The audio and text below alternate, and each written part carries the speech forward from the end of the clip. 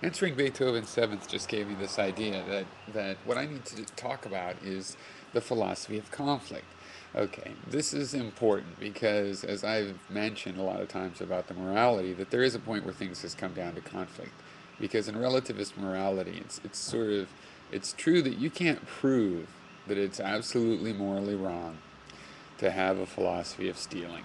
Okay, you'd like to do that, but you can't. If somebody just in the end believes it's okay to steal, then that's that.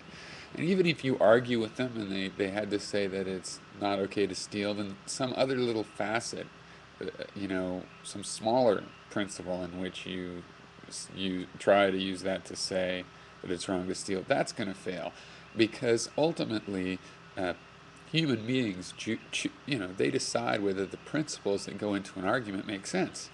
You don't have an argument for the principles yet. If you make an argument for the principles, it has to go from more abstract principles, which will, be a matter of opinion.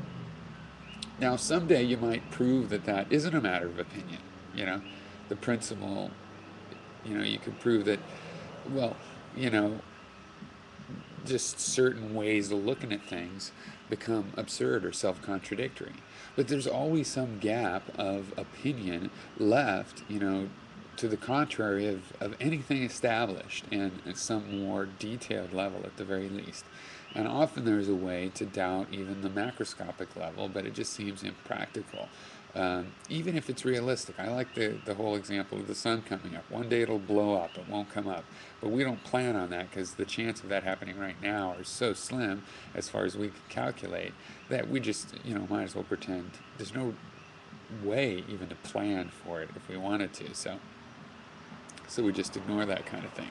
But anyway, so the philosophy of conflict is important because ultimately there is a conflict. So basically, this is it.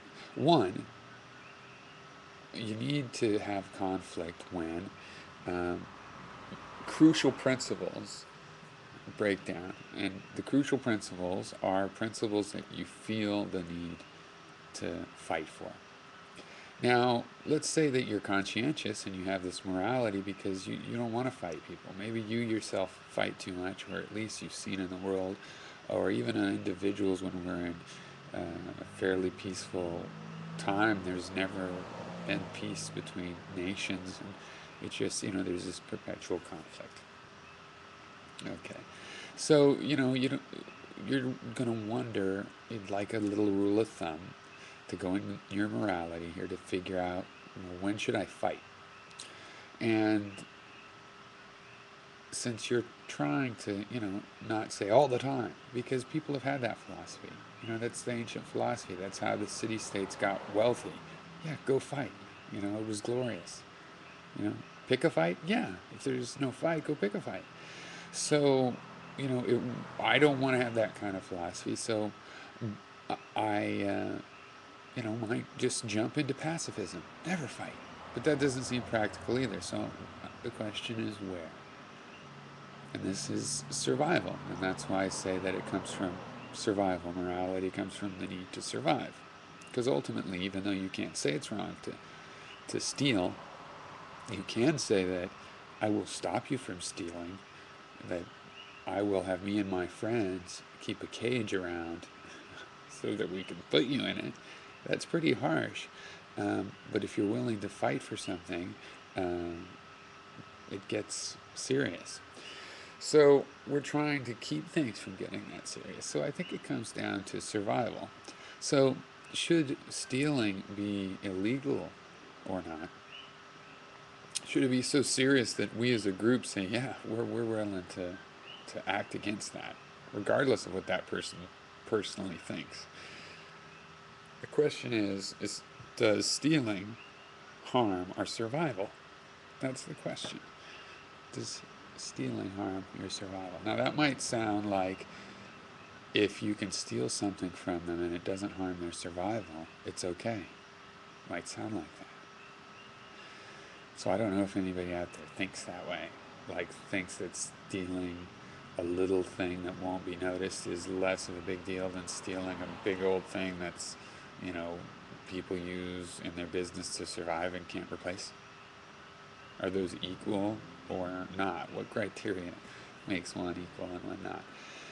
And I think it's a degree of survival, but I also think that, survival becomes comfort. And I don't know how rational or reasonable of an argument there is, but just it comes, sort of by this logic, by central logic, by our senses.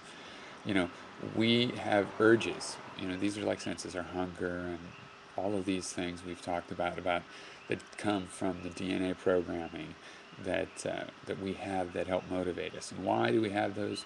To help us survive. We have hunger to motivate us to eat, to survive, pain to tell us to stay off our injured leg while it heals. We have all of these things, and they are related to survival. Ultimately, how we define comfort is related to those same things. To eat, to satisfy that hunger in a in the most enjoyable way. So we know that sometimes what's enjoyable sort of seems to diverge from what's in our best interest of survival. And that's an interesting paradox for us, and really is the meaning of us being embodied, biological animals, not spiritual animals. That our hunger would, for example, be easily followed into junk food diets and whatnot. There's an argument to be made, of course, by the connoisseur that really the people that enjoy junk food don't enjoy food that much. And if they listen to their taste buds a little bit more than just their stomach, that they wouldn't they wouldn't have any problem. They would be eating more healthy foods. Other people say that eating healthy does taste great, but it's really just because it's an acquired taste and through material appreciation. But anyway, I think it's clear that there can be a divergence because our programming is designed over our evolutionary history, not right now. So our condition right now, it's a lot easier to get things, and we have to use our intellect to balance. But still, the comfort is related to satisfying these needs. So ultimately, the comfort is related to survival, in our opinion, in the way we want to survive, and the way we're programmed to experience survival. So how much you respect another person's comfort is, is obviously a judgment call. But I think we, can see a distinction between comfort and survival, and so we can make the law about survival and just leave comfort to common courtesy.